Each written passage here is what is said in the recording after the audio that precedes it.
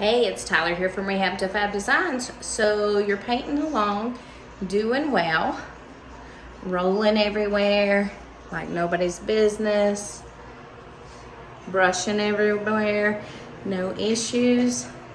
But what happens when you get to this spot? The dreaded toilet. Nobody wants to be around them. But we do have space back here that needs to be painted. So how are we gonna get to it? Because obviously your brush is not gonna fit here and your roller definitely won't.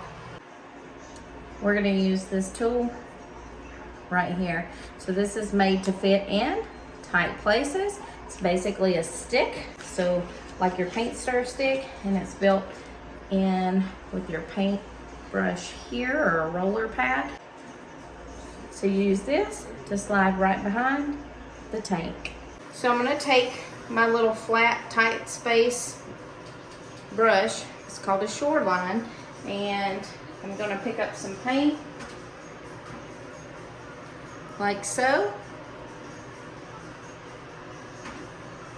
Maybe a little bit more, so we get the whole thing covered. And then we're just going to slide it right down between the wall and the tank.